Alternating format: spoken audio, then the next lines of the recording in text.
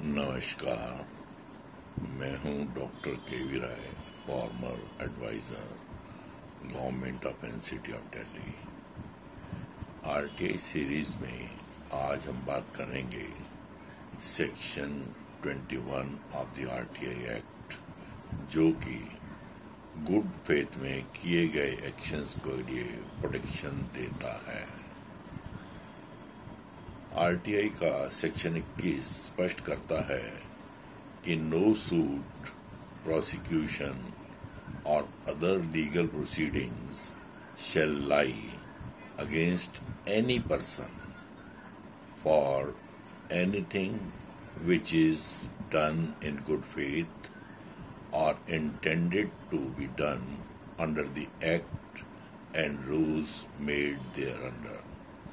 यानी कि यदि आप आरटीआई एक्ट में या रूल्स के अंतर्गत कोई भी एक्शन लेते हैं जो ऑनेस्ट हो, फेथफुल हो और उसका कोई मिसलीडिंग आप ना कर रहे हों, तो उसको गुड फेथ माना जाएगा और आपके विरुद्ध कोई भी कार्रवाई नहीं की जाएगी, ना आपको प्रोसिक्यूट किया जाएगा, ना आपके अगेंस्ट कोई मुकदमा चलाया जाएगा और ना ही कोई लीगल प्रोसीडिंग्स चलाई जाएंगी। इस प्रकार से ये एक बहुत बड़ी राहत है जो हर व्यक्ति के लिए, any person including the applicants and those dealing with the RTI act. इस प्रकार से आरटीआई एक्ट वालों को भी चाहिए, जो उनको हैंडल कर रहे हैं, कि वो गुड फेथ में जो सूचना देनी है दें। उनको किसी से डरने की आवश्यकता नहीं है, और अगर डिपार्टमेंट कहे भी तब भी वो अगर सोचते हैं कि इसको देने की आवश्यकता है और गुड फेथ में वो दे रहे हैं, तो उसमें कोई प्रॉब्लम नहीं आएगा। परंतु it should be with honesty, good faith etcetera. यदि कोई आदमी सपोजिंग गलती से, नेग्लिजेंस से या किसी अन्य कारण से, परंतु प्रोत्साहन में, किसी के इन्फ्लुएंस में नहीं, किसी के कहने से नहीं, किसी को ओब्लाइज करने के एंगल से नहीं, वो निर्णय लेता है, तो उस पर प्रोटेक्शन सेक्शन 21 देता है। इसके अनुसार नो सूट, कोई भी उस पर मुकदमा नहीं चलेगा, कोई उसको प्रोसिक्यूट नहीं कर सकता और ना ही उसके विरुद्ध कोई लीगल प्रोसीडिंग्स कोर्ट में या डिपार्टमेंटल प्रोसीडिंग्स चलाई जा सकती हैं।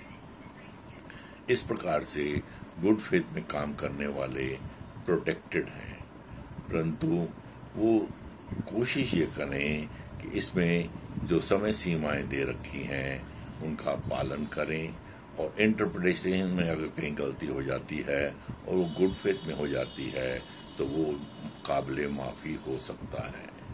अतः डिलेज ना करें। जब भी आपको लगे कि सूचना देने में विलम्ब होने की संभावना है, तो उसको कम से कम इंटरम रिप्लाई दे दें, पार्ट इन्फॉर्मेशन दे दें और बता दें कि बाकी सूचना कलेक्ट करने का प्रयास किया जा रहा है। ऐसी स्थिति में उनको दंड से भी मुक्त रखा जाने का प्रयास किया जाता है।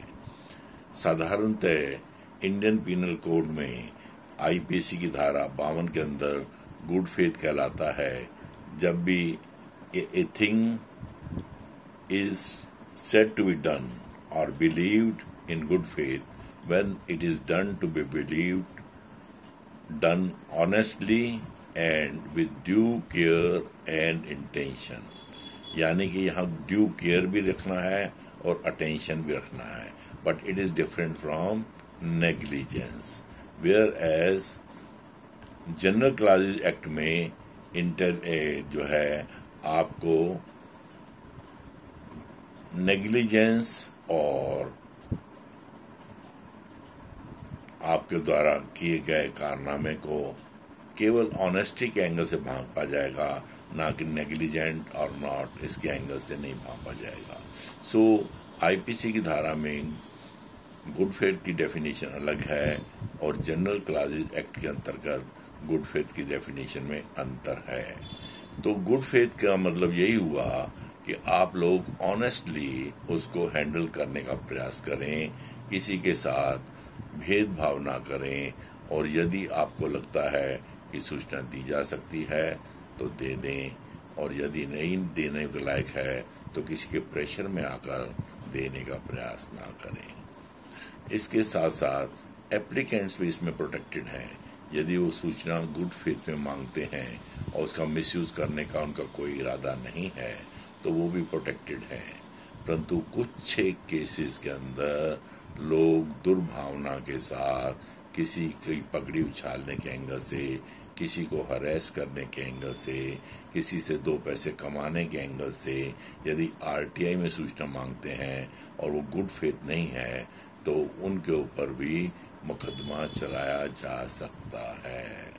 अतः एप्लीकेंट भी सावधान रहें कि जो भी वो सूचना किसी भी व्यक्ति के बारे में मांगे या किसी थर्ड पार्टी के बारे में मांगे तो it should be with good intentions. There should be honesty in seeking the information and not for other ulterior motives. तो इस प्रकार से सेक्शन 11 जो है, सेक्शन 21 जो है आरटीआई एक्ट का, ये दोनों को प्रोटेक्ट करता है, क्योंकि it says against any person define नहीं कि केवल गवर्नमेंट सर्वेंट को प्रोटेक्शन मिलेगी या केवल एप्लीकेंट को प्रोटेक्शन मिलेगी। एनी पर्सन, जो भी, चाहे भलाई की कार्रवाई डिपार्टमेंटल तरफ से करने वाला हो या एप्लीकेंट के रूप में वो सूचना मांग रहा हो, दोनों को प्रोटेक्शन मिलती है। But honesty must be there should be good faith, good intentions and responsive communications between the two. तो इस प्रकार से आपको बहुत राहत है जो सेक्शन 21 के माध्यम से आपको मिलती है। धन्यवाद। नेक्स्ट सीरीज में किसी और टॉपिक पे बात करेंगे। Thank you.